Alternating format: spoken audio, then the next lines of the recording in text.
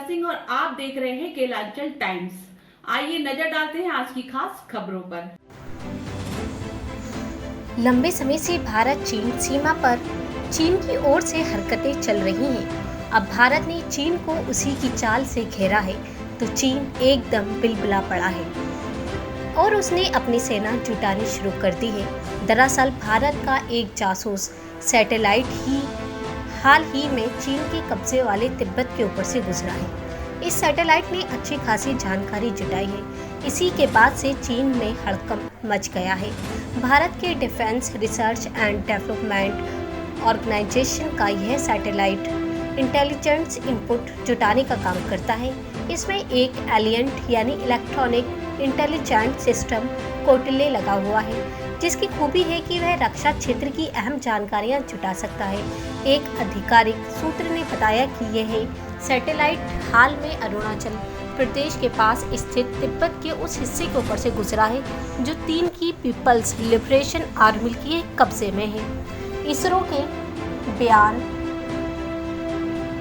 System दुश्मन के क्षेत्र में ट्रांसमिशन के लिए इस्तेमाल होने वाले रेडियो सिग्नल्स को पढ़ लेता है। लद्दाख में पैंगोंग सो के फिंगर 4 को लेकर हुई भारत चीन की बातचीत के बेनतीजा होने के एक दिन बाद यह सैटेलाइट गुजरने से चीन में हड़कंप मच गया है। हालांकि अभी दोनों देश लद्दाख विवाद पर और वार्ता करने को तैयार हैं। सूत्रों के मुताबिक चीन ने डैपसोंग सेक्टर में भी अपने सैनिक जुटाए हैं। चीनी सैनिकों को LAC के पास गड्ढा खोदते देखा जा सकता है। इससे पहले PALA ने 2013 में भी डैपसोंग में घुसपैठ की थी।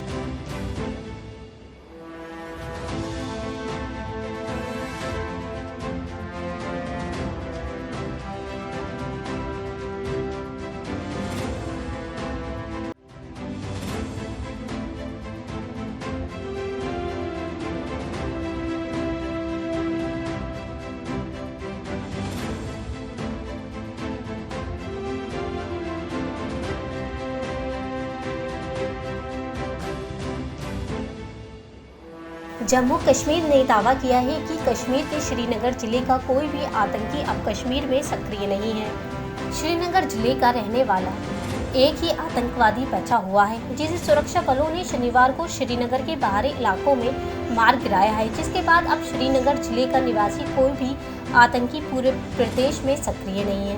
पुलिस इसे बड़ी सफलता मान रही है। पुलिस ने बताया कि शनिवार को 2 आतंकी मुठभेड़ में मारे गए थे। इसमें शामिल लश्कर कमांडर इशफाक रशीद खान भी शामिल था। इशफाक श्रीनगर जिले का रहने वाला अकेला आतंकी बचा हुआ था, जिसकी लंबे समय से तलाश की जा रही थी।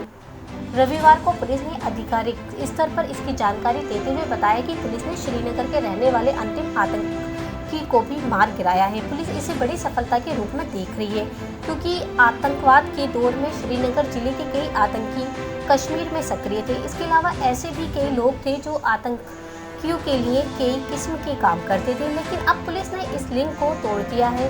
पुलिस का दावा है कि कश्मीर में हर महीने कामयाबी मिल रही है, जिसमें कई इलाकों को आतंक मुक्त किया गया है। जुलाई में अब तक कश्मीर में 9 मुठभेड़ हुई हैं, जिनमें 16 आतंकियों को मार गिराया जा चुका है। इस साल कुल 50 मुठभेड़ हुई हैं, जिनमें 146 आतंकियों को मार गिराया जा चुका है। इन आतंकियों में लश्कर जैश हिफ्जुल के कमांडर भी शामिल हैं। इस दौरान ही इलाकों को आतंक मुक्त किया गया है।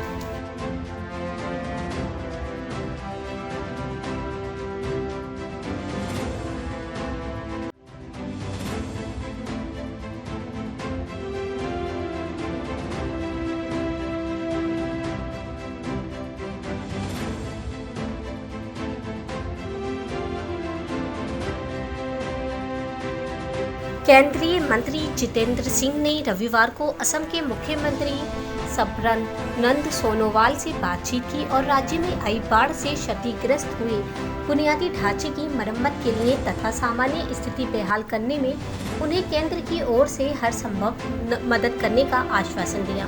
पूर्वोत्तर क्षेत्र विकास के लिए केंद्रीय मंत्री ने यह भी कहा कि जिस भी मदद की आवश्यकता होगी पूर्वोत्तर परिषद को यह मदद दी जाएगी। एक आधिकारिक बयान में कहा गया है कि केंद्रीय मंत्री ने असम के मुख्यमंत्री को लगातार बारिश, बाढ़ और भूस्खलन के कारण हुए नुकसान के लिए अपने मंत्रालय से हर संभव सहायता देने की पेशकश की। सिंह ने कहा कि उनका मंत्रालय सरकार की अन्य एजेंसियों और स्रोतों से आर्थिक और अन्य मदद का समन्वय भी करेगा। उन्होंने कहा कि पूर्वोत्तर के लिए लोगों की भलाई और चिंता मोदी सरकार की सर्वोच्च प्राथमिकता है। उन्होंने कहा कि केंद्र सरकार असम, अरुणाचल प्रदेश और पूर्वोत्तर के अन्य बाढ़ प्रभावित राज्यों में लगातार निगरानी कर रही है। मंत्री ने कहा कि प्रधानमंत्री नरेंद्र मोदी बाढ़ की स्थिति के बारे में व्यक्तिगत रूप से नियमित तौर पर जानकारी लेते हैं। सिंह ने कहा कि पूर्वोत्तर विकास मंत्री के तौर पर वे नियमित रूप से वे क्षेत्र के मुख्यमंत्रियों एवं सरकारों के संपर्क में हैं। असम में इस साल आई बाढ़ के कारण प्रदेश के 30 जिलों के 56 लाख लोग प्रभावित हुए हैं और बाढ़ से जुड़ी घटनाओं में अब तक 120 से अधिक लोगों की जान जा चुकी है।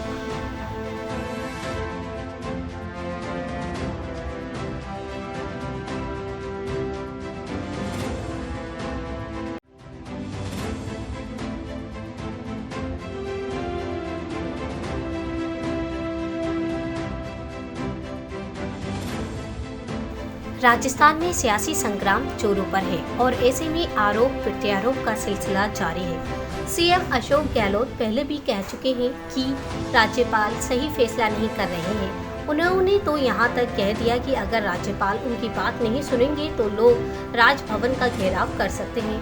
कांग्रेस ने अब राज्यपाल कलराज मिश्र पर आरोप लगाया है कि वह केंद्र सरकार की ओर से आ रहे सवालों को पेश कर रहे हैं।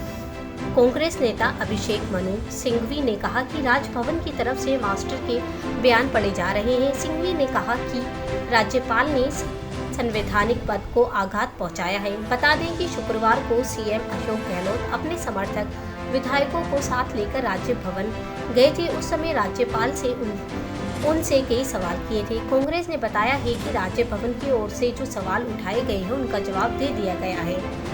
अब राज्यपाल को विधानसभा सत्र बुलाना चाहिए। राजस्थान सरकार ने 31 जुलाई से विधानसभा सत्र बुलाने की मांग रखी है। पहले सीएम गहलोत ने सोमवार यानी 27 जुलाई से ही विधानसभा सत्र की मांग की थी।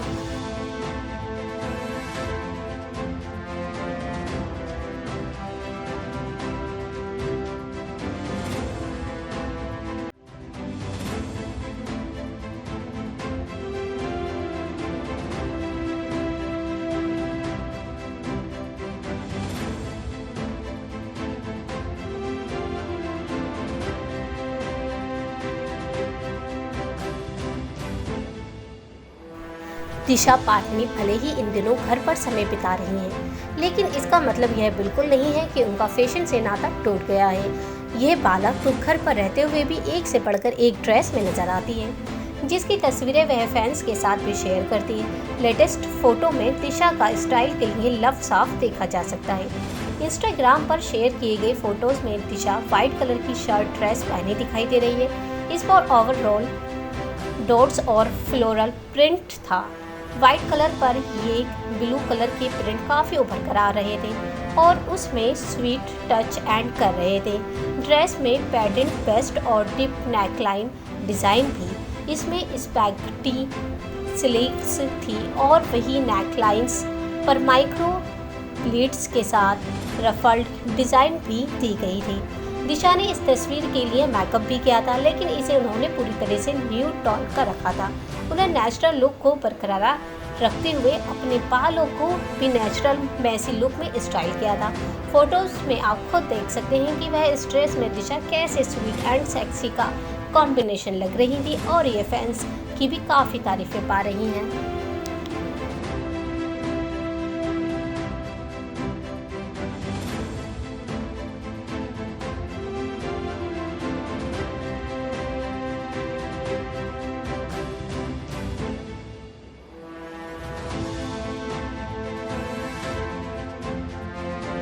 आप देख रहे थे केलांचल टाइम्स। बने रहिए हमारे साथ, हम फिर हाजिर होंगे नई खबरों के साथ में। तब तक के लिए नमस्कार।